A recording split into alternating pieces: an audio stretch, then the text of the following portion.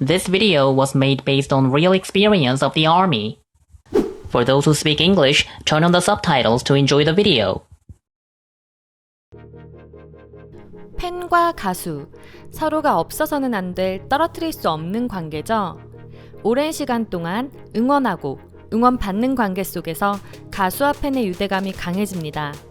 시간이 지날수록 서로에 대한 사랑과 감사함도 늘어가죠. 팬은 아이돌에게 소비자이자 파트너이자 전우이자 친구 관계라는 말이 있는데요. 그래서 오늘은 조금 독특한 이야기를 해보려고 합니다. 오늘 영상에서는 이젠 세계적 그룹이 된 방탄소년단의 든든한 팬클럽 아미에 대해 소개해드리려 합니다. 방탄소년단의 친구이자 파트너이자 가족인 아미. 방탄소년단이 월드스타가 되기까지 아미들은 얼마만큼의 피땀 눈물을 흘렸을까요? 이제 그들의 역사에 대해 알아보겠습니다.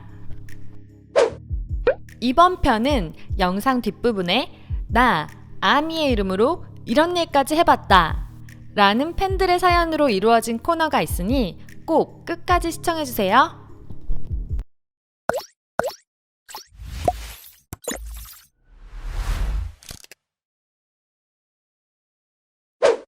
아미의 탄생. 둘, 셋, 방탄! 안녕하세요, 방탄소년단입니다! 진, 슈가, 제이홉, RM, V, 지민, 정국 7명으로 이루어진 방탄소년단. 이들의 데뷔는 처음부터 화려하지는 않았습니다. 당시 빅히트 엔터테인먼트는 아이돌 그룹 한번 키워본 적 없는 아주 작은 회사였는데요. 2013년 빅히트에서 야심차게 내놓은 방탄소년단은 그들의 흥행에 따라 회사의 운명까지 달려 있었습니다. 이 때문에 소년가장단이라는 웃지 못할 별명도 있었는데요.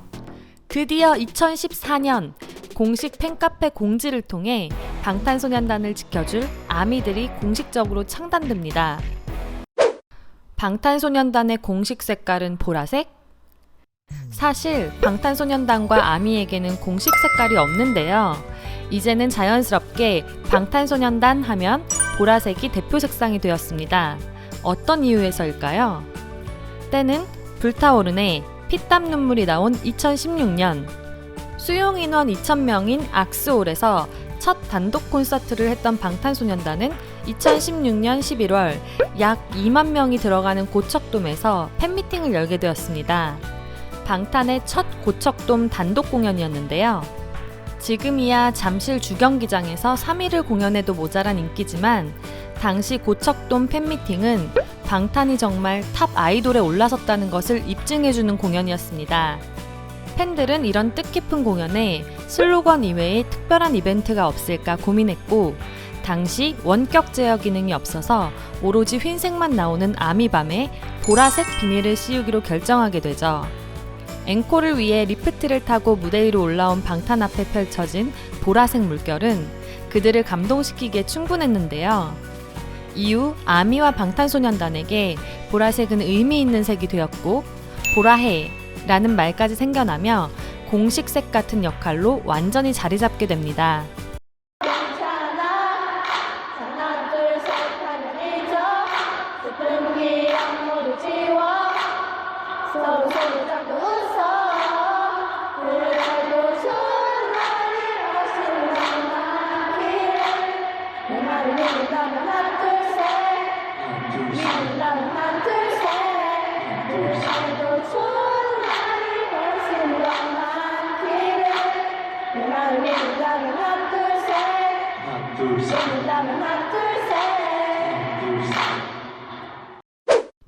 덕질의 기본, 음원 스트리밍.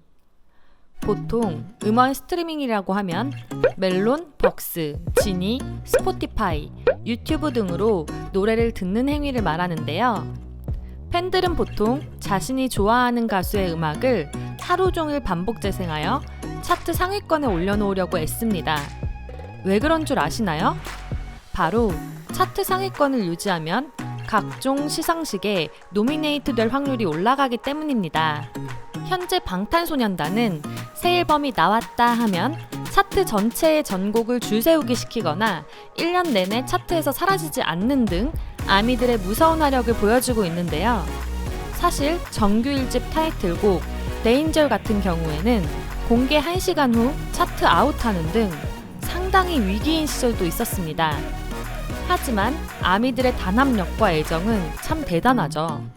2020년 3월 맵 오브 더 소울 7 빌보드 200 차트 1위, 2020년 6월 1일 DNA의 뮤직비디오가 유튜브 조회수 10억 뷰를 돌파하고 방탄소년단의 첫 번째 10억 뷰 돌파 달성. 2020년 6월 4일 작은 것들을 위한 시의 뮤직비디오가 유튜브 조회수 8억 뷰를 돌파하며 방탄소년단의 두 번째 8억 뷰 돌파 뮤직비디오가 되는 등 그 기록은 최근까지도 계속해서 갱신하는 중입니다. 누구도 따라잡을 수 없는 음반 판매량. 아미 하면 또 어마어마한 음반 구매량을 무시할 수 없죠. 방탄소년단은 현재 윙즈 때부터 7개 앨범 연속 밀리언셀러를 달성하며 앨범 누적 판매량 2032만 9,305장을 기록하고 있습니다. 이는 한국 가요 역사상 최초의 기록인데요. 특히 2020년 2월 최근 발매된 방탄소년단의 정규 4집 앨범 맵 오브 더 소울 7의 발매 첫 주 음반 판매량이 발매 3일 만에 오전 실시간 판매량 300만 장을 넘어섰습니다. 이는 최초의 초동 300만 장 사례이며 자체 초동 기록 경신입니다. 이로써 방탄소년단은 초동 판매량 전 세계 2위 가수가 되었습니다. 이 다음 기록을 깨는 것도 아마 방탄소년단이 되지 않을까 싶네요. 모든 상은 방탄소년단의 것. 공중파 1위 수상, 연말 시상식 수상, 해외 시상식 수상, 이 모든 것에는 투표가 빠지지를 않는데요. 이름이 노미네이트 되는 것에서 그치지 않고 트로피의 주인공이 되기 위해서는 투표에서 1위를 차지하는 것이 필수 요소입니다. 때문에 아미들은 수많은 투표 사이트들을 외우고 있으며 투표를 게을리하지 않죠. 때로는 친구나 가족의 계정을 빌려서 투표하기도 합니다. 이런 아미들의 노력이 통한 것일까요?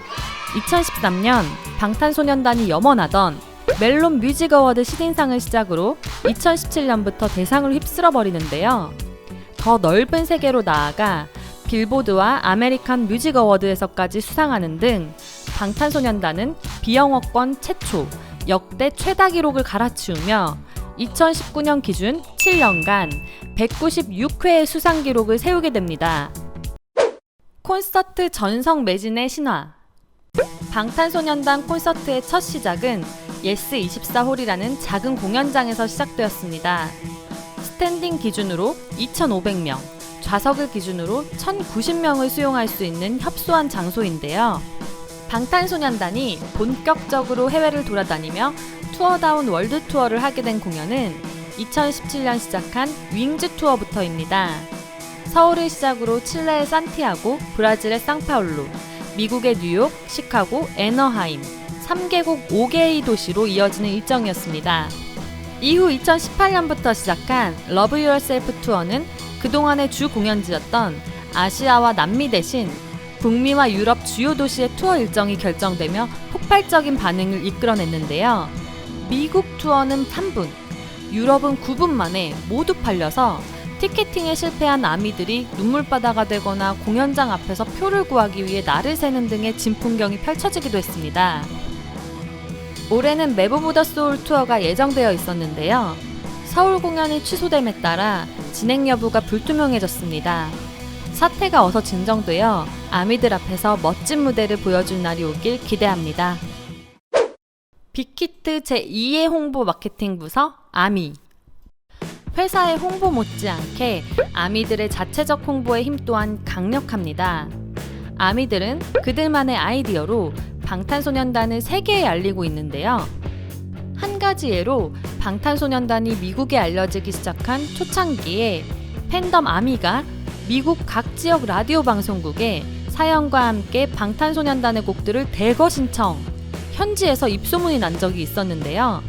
이것이 현재 해외에까지 방탄소년단이 유명해지게 된 첫 발판이었다고 많이들 이야기합니다.